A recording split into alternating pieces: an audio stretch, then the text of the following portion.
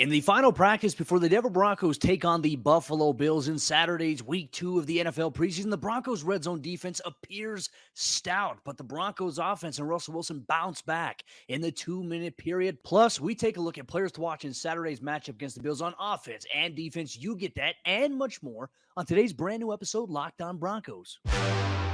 You are Locked On Broncos, your daily Denver Broncos podcast. Part of the Locked On Podcast Network. Your team every day. What's up, Broncos country? Welcome into a brand new episode, Locked On Broncos, your daily Denver Broncos podcast, part of the Locked On Podcast Network, your team every day. Thank you so much to everybody in Broncos country who takes time out of their day to listen, to make Locked On Broncos their first listen of the day on their favorite audio podcasting platforms. We're also available on YouTube, Locked On Broncos. Make sure you hit that subscribe or that follow button so you never miss out on a day's worth of Denver Broncos news, content, and coverage every single day, all year long, from the South Stands to the end zone.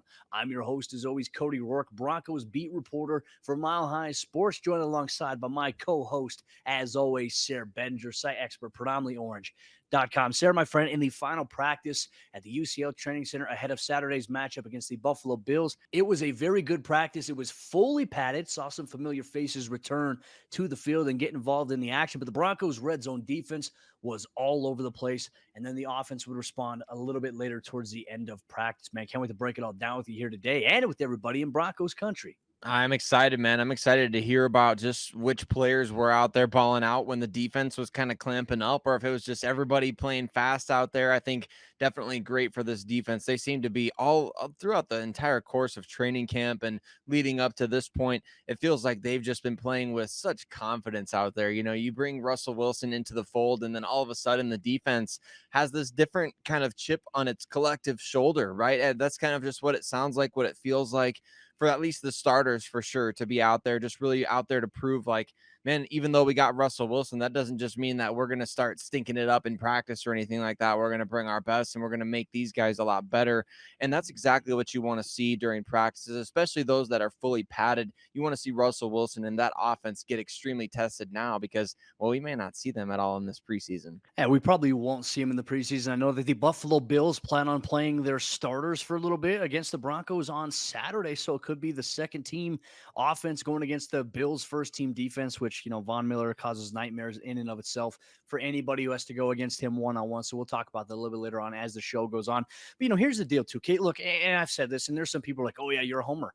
I'm just saying what I see every single day, watching it. I'm a defensive guy. I understand defensive scheme and terminology very, very well. So when I watch the Broncos defense line up and do what they're doing under Giro Evero, like, it's exciting to see because they're playing it tight. They're super disciplined so far from what I've seen. The defense looks really good. Now, granted, they still have to play games, folks. Don't get me wrong. They have to play games. But usually when you talk about how a team looks in training camp or in practice, they usually translates better for defenses going into the regular season versus the offense. I mean, the offense takes time to gel. There's different looks that they're going to see. And so for the Broncos defense, they look really stout, and they were really, really good, Sayre, in the red zone period. They dominated the first part of practice, the first two sessions that the Broncos had against the offense. And it all goes through. We've seen this defense before under Vic Fangio be one of the top-ranked red zone defenses in the National Football League. I would be very shocked if they're not this year based on how tight that they are playing, how their scheme really predicates on taking away the best option for the opposing offense, whoever they're facing. And I tell you what, they held the Broncos offense scoreless in the red zone period in this padded practice. That's how good they were. Pressure was coming from the interior. Draymond Jones is a hard guy to block one-on-one. And then you throw in a guy like DJ Jones. He's a hard guy to block one-on-one. Deshaun Williams, other guys getting involved in the mix. I mean, Sayre, this is a very, very stout defensive unit. And if they stay healthy, in my opinion, I would be shocked if they're not a top defense this upcoming season. But granted, yes, they still have to play some games. We know that. And their first game is coming against a team in the Seattle Seahawks that has, you know, two rookie offensive tackles, and they're breaking in. We don't even know who their starting quarterback is going to be, whether it's Drew Lock or Geno Smith. So, I mean, really, you kind of just, you're licking your chops at this point to get to see that unit out there against those guys. But in relation to kind of this backup unit coming in and playing against the Buffalo Bills, I heard you after practice ask defensive coordinator Ejiro Evero about Baron Browning, and I felt like he gave a really interesting answer about this. I think brings some value to any Broncos fan that's listening and getting ready to watch this game and thinking, well, our backups are against their starters. It's not really a fair matchup, and it doesn't really mean anything because these guys aren't starters anywhere. They're just quote unquote backups. And what he said about Baron Browning, when you asked him about his role in the defense, talking about how I don't just see it as we have two starting outside linebackers. I see it as we can be creative in how we use these guys, essentially. And I'm paraphrasing exactly what he said. But really, what I see, Cody, in this opportunity against the Buffalo Bills is for guys offensively and defensively to go out there and show, hey, when we go up against some of the best in the NFL throughout this season, and they are going to get chances to do that, this is what we bring to the table. It's not that these are going to be your every down starters playing 80% of the snaps, but there could be key third down, fourth down, second down, whatever situations in games where these guys get in, and they're going to have to show that, hey, I can rush against Deion Dawkins, or I can get pressure on Josh Allen. I can force him to get rid of the ball quickly. I can bust up a pass protection from Devin Singletary. I can cover Stefon Diggs. Those are different types of things that we're going to get to see these guys do that is relevant to the regular season. It's going to be a good test. And I want to shout out PJ Locke, who had a really good day in practice on Thursday at the UCL Training Center, had a couple of interceptions, tight in the red zone period. His coverage was really good. I mean, the way that the secondary is communicating with one another and how it aligns to the rest of the defense, Sayre, it's fun to watch. We had a great view of it here today. And so that's one of my major takeaways of the day, but spot on there. I mean, this is an opportunity for these young guys to go against some really, really good players and to see how they respond a little bit, because this also is a great simulation. If something were to happen and one of these young guys has to get thrown into the fire a little bit due to an injury, due to something else, how do they respond against a starting caliber player on the offensive side of the ball? I mean, we're talking about Gabriel Davis, Stefon Diggs, Josh Allen. I mean, those three guys right there are tough as is. I don't think Dawson Knox will play. Obviously, we heard the unfortunate news that his brother passed away. Our thoughts and our prayers are with him and his family. It's just such a tough thing to have to deal with, and not necessarily necessary for him to have to play in a preseason game, but, hope everything is okay on that side. But, outside of that, Sayre, we will find out a lot about this team on Saturday, find out a little bit more about the backups, and hey, Damarri, Mathis. I know we're going to talk about some of the players that we have our eyes on. We'll get to that coming up here in just a moment. Broncos country offensively and defensively. But before we do that, let me tell you about the sponsor of today's episode, Locked On Broncos. That's our good friends over there at Dave. If you're living paycheck to paycheck or struggling to make ends meet, it can be really stressful when unexpected expenses come up. Now, Dave can help you get out of a pinch when you really need it.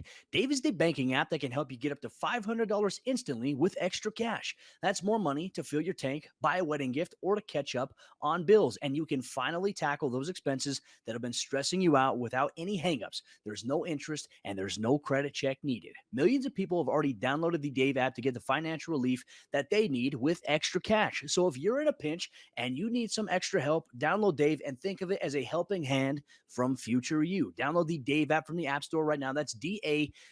Sign up for an extra cash account and get up to $500 instantly. For terms and conditions, go to dave.com/legal. Instant transfer fees apply. Banking provided by Evolve. Member FDIC. The Denver Broncos offense will face a little bit of a tough test this upcoming Saturday when they play the Buffalo Bills defense. Now, granted, the Broncos starters aren't going to play. The second-team offense will get the task of having to go against Gregory Rousseau and Von Miller. What might this entail, and who are some players to watch for the Broncos on offense? Thank you once again, Broncos Country, for making Locked On Broncos your first listen of the day every single day on your favorite podcasting provider and audio format, or whether you watch us on YouTube. We appreciate you so much. Go ahead and comment your team every day on YouTube for the algorithm. Like and also subscribe so you never miss out on a day's worth of Denver Broncos news, content, coverage, and more. Sayre, I'm excited. Just game day is just about 24 hours away. We get a little bit of an 11 a.m. Mountain Time kickoff on Saturday. Nice little early Saturday matinee for this Broncos team. And we did find out on Thursday that the Buffalo Bills will be playing their starters in this game. And he said for a good portion of time, according to Sean McDermott, the Bills head coach. What a good test for this team. And I even asked Nathaniel Hackett about that after practice. What type of challenge do you think this presents for your second, third team guys, maybe being able to go against a talent, a first team defense that features guys like Rousseau and Von Miller? And he said it's a great opportunity. And I think that if Broncos fans see let's say the offensive line for the second team perform really well, I think that they'll feel okay. Maybe kind of about the dire straits because the Broncos defense, they've been whooping up on the O line. They've been whooping up on the offense all throughout training camp. So a different front, a different look might be a good thing for these guys going up against them this Saturday. But who are some players that you have your eye on, positions specifically this weekend? Oh, definitely. Yeah, I definitely agree with you, Cody. I feel like this is a great opportunity for these guys, especially like you mentioned, going up against the likes of Gregory Rousseau, Von Miller. I'll start off with the young wide receivers, however. I think that the young wide receivers, after the first preseason game against the Dallas Cowboys, and I'm specifically talking about guys like Kendall Hinton and Seth Williams, Brandon Johnson, talking about Jalen Virgil, who had a really good game as well, all of these different guys that are still on the roster after that first wave of 5 cuts. And we know that there's no more Travis Fulgham and there's no more Caden Davis. So there's not going to be as much splitting out of the reps there. I think definitely after that first game, you kind of got to look at this whole group as well. Everybody kind of played well, right? Everybody did their part to kind of make their case for the roster. And so now it's who can do it again, who can continue, as we've said before, stack these days on top of each other. I think this is going to be one of the most intriguing position groups, especially as the guys that start off the game, they're going to be going up against the Bills' best defensive players. So to me, I think the young wide receivers have a real opportunity here to show this coaching staff that they can contribute in the regular season. And I would say pay close attention to which ones of these guys or which players from this wide receiver position are contributing the most heavily on special teams, because special teams coordinator Dwayne Stukes said they've kind of already started figuring out their core guys for the special teams unit on the 53-man roster. Keep a close eye on which wide receivers are contributing there early on in this game. Ooh, that's got me, very excited because you just look at how deep the room is and how much these guys have contributed. Now, granted, the evaluation for these receivers, they're not going to be facing a guy against, like Tre'Davious White of the Buffalo Bills. He's coming off that ACL injury. They're going to ease him back. I don't think Jordan Poyer is going to play in this game. I know he had an elbow injury that he's coming back from himself, but you're going to see a lot of the rookie cornerback. Kyer Elam is one of those guys to watch. So can Brandon Johnson, Seth Williams, I mean, we even go through Kendall Hinton. Can these guys make plays? Jalen Virgil, can they make plays against this Buffalo Bills defense? And I think a great opportunity ahead. But we do know that Josh Johnson will get the start for the Broncos this upcoming weekend at the quarterback spot. And then both he and Brett Rippon, once again, more than likely, Johnson will get the first half, Rippon will get the second half, and then they'll kind of see how things play out from there afterwards, especially heading into week 3 of the preseason against the Minnesota Vikings, who will be coming to town for that matchup. But a player that we have our eye on as well is tight end Eric Saubert. Can the Broncos offense utilize their tight ends a little bit more this week against the Buffalo Bills? We didn't get to see too much of them in the week 1 matchup against the Cowboys. Eric Tomlinson had the highlight play from the tight end position with a vertical catch of about 11 yards upfield, which we didn't have on our bingo card. And you know what? May have it on ours this upcoming week. But Eric Saubert's been a guy who's been making plays in training camp, and we really want to see him get involved in the offensive scheme a little bit against the Buffalo Bills. So I have my eye on him. But I think, Sayre, everybody's going to have their eyes at the right tackle position, which right now Calvin Anderson's been getting a lot of the reps there. Billy Turner, we know, is coming off the PUP list, missed 2 consecutive days in a row for practice, according to Nathaniel Hackett. Not quite ready to physically be out there and do a lot of the stuff on the team period. So Calvin Anderson against Von Miller, and this is a very, very good test to see how Calvin responds. It is. You know that Von Miller's got to have his sack dance planned, because although he's said all the right things about the Denver Broncos and even, was posting things on his Instagram about wanting to come back to Denver this offseason, you got to think just a little bit in the back of his mind. He kind of, even though this is preseason, maybe he wants to go out there and kind of make a statement, maybe look up at wherever George Payton is sitting or standing and just say, hey, you traded me. You could have re-signed me. I would have come back, but you chose not to. And maybe just a little chip on Von Miller's shoulder. And of course, as long as everybody stays healthy, we're all rooting for Von Miller to have a great season this year. We don't necessarily want him to have success at the expense of the Broncos, but hey, it's the preseason. So if we get to see a little Von Miller sack dance, I don't think anybody's going to be overly upset. But at the same time, we want to see Calvin Anderson, how he holds up against a guy like Von Miller, because this is a great test for Calvin Anderson. I mean, anybody out there, you talked about how he kind of struggled a bit with Micah Parsons in the joint practices. And I think, relatively speaking, I think most tackles are going to struggle with Micah Parsons, and most tackles will struggle with Von Miller as well. But if Calvin Anderson can go out there and put together some nice reps against Vaughn, I think that will speak very, very strongly to his case of potentially being that starting right tackle. Because at this point, Billy Turner has not, he hasn't practiced. And so I think that definitely you're looking at a situation where Calvin Anderson, I mean, still, is he the odds on favorite to start opening day? I would say probably, but at the same time, you just don't know with Billy Turner's situation. So it's a great opportunity for Calvin Anderson to go make a statement. And even Cam Fleming getting some reps as well. We'll see who starts this weekend's game on the offensive side at right tackle for the Broncos, whether it be Calvin Anderson or Cam Fleming. But regardless, they will have the tough task of trying to handle Von Miller and or potentially Gregory Rousseau of this Buffalo Bills defense. But Broncos country coming up here in just a moment. Sayre and I are going to take a look at defensive players that we will have our eyes on in Saturday's matchup against the Buffalo Bills, including two guys who we expect to get a lot of run against Stefon Diggs and Gabriel Davis, not to mention Jamison Crowder and some other wide receivers as the Bills look to involve a lot of targets this upcoming week against the Broncos. You get to that coming up here in just a moment. But before we do that, let me tell you about BetterHelp. BetterHelp Online Therapy will assess your needs and can match you with your own licensed professional therapist in less than 48 hours. It's not a crisis line. It's not self-help. It's professional therapy done securely online and available to people worldwide. Not everybody can go and sit and find an office in person, so they give you the luxury of being able to conduct therapy online through their app, which you can download in the App Store. You can schedule weekly video or phone sessions so you don't have to be on camera if you don't want to, and getting therapy every week is just as easy as a few clicks on your laptop or phone.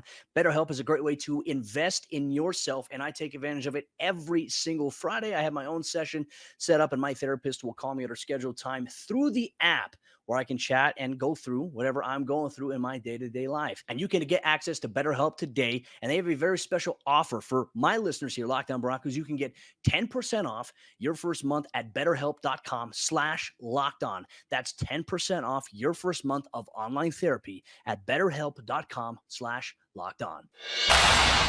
The Denver Broncos defense will have their hands full as they prepare to take on Josh Allen and the wide variety of offensive weapons that they have in Buffalo, who are just mere moments away from advancing to the AFC Championship. But they gave Patrick Mahomes 13 seconds, too much time left on the clock. Thank you once again for tuning in to Lockdown Broncos, making us your first listen of the day, whether you're listening on your favorite audio podcasting platform or whether you're watching on YouTube. Thank you so much for taking time out of your day to listen to us talk Broncos football. We love your interaction, whether you're watching on YouTube. Go ahead and comment down below, say your team every day, so we know you're here. We can't wait to interact with you and also share your thoughts, your questions in the chat down below. We have you covered here. Sayre, defense is fun. You know me, I'm a defensive guy. I love evaluating a lot of this roster. You know, when you're going up against a guy at the quarterback position of Josh Allen's caliber, ideally you're like, okay, hey, that's a tough matchup to have to scheme against for your starting defense. But now it's like your backup guys, for the most part, are going to be playing this game against Stefon Diggs, against Jamison Crowder, against Gabe Davis, Zach Moss at the running back position. They have a ton of dudes in Buffalo right now and a ton of talent and a ton of potential, because right now on paper, a lot of people have the Buffalo Bills as projected Super Bowl favorites out of the AFC. So which position and or players are you most looking forward to watching in Saturday's matchup? Well, I want to start with the safety position, where I feel like there's some serious competition right now. It's a very, very good group out there at the safety spot. You mentioned earlier in the show, PJ Locke having a great day at practice on Thursday. And I think for sure, I mean, I don't know how much he and Caden Stearns are going to play. Definitely excited to see those two guys. But I think really just kind of differentiating here between that fifth spot there behind the top four guys with J.R. Reed and Delarian Turner-Yell, the rookie out of Oklahoma. I feel like those two guys, you know, they've had, you haven't heard a ton about Delarian Turner-Yell this offseason, but I feel like J.R. Reed has had a really good offseason, had a good game against the Dallas Cowboys, the big pass breakup on fourth down with a really nice play coming from the deep safety position all the way up basically to the line of scrimmage to make a hit on the player that was being targeted there. So certainly some competition between those guys, especially if you get to see the chance, you know, one of them or both of them get the chance to go up against the Bills first team offense as maybe that dime linebacker, to see maybe who the defensive coordinator and the coaches are all kind of thinking, hey, this guy is maybe our top rotational piece. And then of course, somebody who can contribute on special teams. But I think J.R. Reed and Delarian Turner-Yell are two guys at the safety position to watch in this game, because whoever makes the most plays over these next two preseason games, these final two, that could be the fifth and final safety spot here on the final roster. Well, and I think one thing too that you mentioned, I imagine we're going to see PJ Locke, Caden Stern start the game out, but I don't think they're going to play a lot. They may play a series or two, and then as you mentioned, you will see a lot of J.R. Reed, Delarian Turner, Yale. I'd say right now on our scorecards in terms of keeping track based on the first preseason game, J.R. Reed is probably up. So if Delarian Turner, Yale comes in and has a really good game, I feel like it kind of evens it a little bit, unless J.R. Reed does something that's absolutely spectacular. And then it could come down to that final preseason game against the Minnesota Vikings to really determine who that safety 5 guy is at this point in time. For me, I'm looking at the cornerback spot here, Sayre, and I'm looking at Michael Ojemudia. I'm looking at Damarri Mathis. More than likely, these two guys will get the start on Sunday against the Buffalo Bills. But you know what? One matchup I'm looking forward to seeing is these two guys here. I'm looking at Michael Ojemudia, Damarri Mathis, more than likely going to be getting the start for the Broncos on Saturday against the Bills. They'll get the first opportunity to go against Stefon Diggs, Jamison Crowder, Gabe Davis. And I want to see how they respond, specifically Michael Ojemudia, who almost had an interception last week, and then he got obviously pulled out after the concussion protocol situation. It was an independent neurologist that had flagged him during a video. So they look at it and it's outside of the team personnel. They saw a play and they're like, hey, we need to check him for a concussion. He was all good. He cleared it. He was able to return, but he is considered a very key piece to this Broncos defense behind guys like Ronald Darby, Pat Surtain. So I imagine we'll see them for a couple of series. Damarri, I expect we'll probably see a lot of him for probably at least 2 quarters. And then we'll see Bless Austin and Donnie Lewis more than likely get some run. But you also mentioned Faion Hicks. And I tell you what, in Thursday's practice here against the second team offense, it was a 2-minute drill. Faion Hicks had like a 100-yard interception return for a touchdown to end practice, intercepting Josh Johnson, running it all the way back. And that was a wrap there. I've been very impressed with Faion Hicks. He's done a really good job stepping in right away. So he and Damarri Mathis, guys that I think the Broncos will have to rely on at some point down the road. Damarri Mathis, I feel like maybe more so a little bit more here in 2022 as a rookie, will have an elevated role, but Faion Hicks can play football too. And I'm excited to see him get there. Now, outside of that, I think everyone's excited about the Broncos' elements of a pass rush. And I know that, we've already talked about Barrett Browning. We get to see a little bit more of Nick Bonito and some of the guys behind him at this point at pass rusher. I can't wait. I think this is maybe my most anticipated for this game on the defensive side of the ball, is watching the pass rushers, especially going against that Bills first team offense. You want to see those guys go out there and take advantage. You're not necessarily scheming against the Bills in this game, although to a degree, but at the same time, you want to watch these guys win their one-on-one matchups. You want to watch them whoop a starting offensive tackle with speed or strength or a combination of both. I think there's some serious value here in terms of just regular season translation in what we're going to see from the pass rushers and some of the defensive backs in this game winning one-on-one matchup. So to me, Cody, this is the most exciting portion of the game. Nick Bonito, Baron Browning, Aaron Patrick, Malik Reed even out there, even though we really know what Malik Reed brings to the table.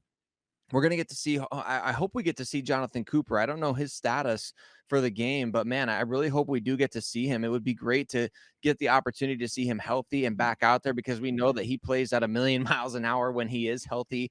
And he's just fun to watch. So there's such great competition off the edge there for the Broncos. And I think ultimately the most excitement from this game is going to come at the beginning, when you get to see whoever is out there rotating in against the Josh Allen led Bills offense. And for me, for my money, Cody, this is where I'm really concerned about a player like Josh Allen being out there in the preseason, because I don't know if the Bills are just going to plan on kind of a vanilla scheme out there or what they're trying to do. I know they have a new-ish offense without Brian Dable in the fold, but man, you would be really concerned if it was me about Josh Allen getting smoked by Baron Browning, or out there Nick Bonito wins a pass rush and he gets hit from behind. I would not want that to happen. So I'm kind of scared a little bit for Josh Allen in this game. Not that the Bills offensive line are a bunch of hacks or anything, but I tweeted this out on Thursday that I just feel like, man, you're really playing with fire by allowing Josh Allen to go out there against these talented Denver pass rushers, even the backups. That's a very good point that you make with that. And behind him, they have Matt Barkley. They have Case Keenum, former Denver Bronco, as John Elway likes to say, Case Keesum. But yeah, I'm with you. Like, if it were up to me, and look, Ejiro Evero, Nathaniel Hackett have been on the same boat. They don't want to play their starters in the preseason. For them, They know that, hey, these guys come out here, they practice the right way, they have a really good process, they know when to lock in. A lot of these guys are veterans. This is a veteran-led football team for Denver outside of a couple of positions. And they believe that these young guys have what it takes to kind of learn that from these veteran guys. So they don't really believe in playing the starters, which I'm in the same boat. I wouldn't play any of my starters either in a meaningless preseason game where we've seen players already get injured all across the NFL. It's not worth it. As to New York Jets. Anyways, outside of that, Broncos country, thank you so much for tuning into today's episode of Locked On Broncos. The Broncos will kick off on the road against the Buffalo Bills, week 2 of the NFL preseason at 11 a.m. Mountain Time. That's going to be 1 o'clock p.m. Eastern Time, live on the NFL Network. Or if you're in Colorado or in Denver, you get it locally on 9 News. Make sure you check it out. You get the post-game report here, courtesy of Sayre, Bedinger, and myself here, Locked On Broncos. And then we'll set the table for the final week of the preseason and final roster cuts, which will be approaching here in about a week and a half, 2 weeks from now. So enjoy the game. Make sure you join us for the post game. We have covered every single day, all year long here, Locked On Broncos.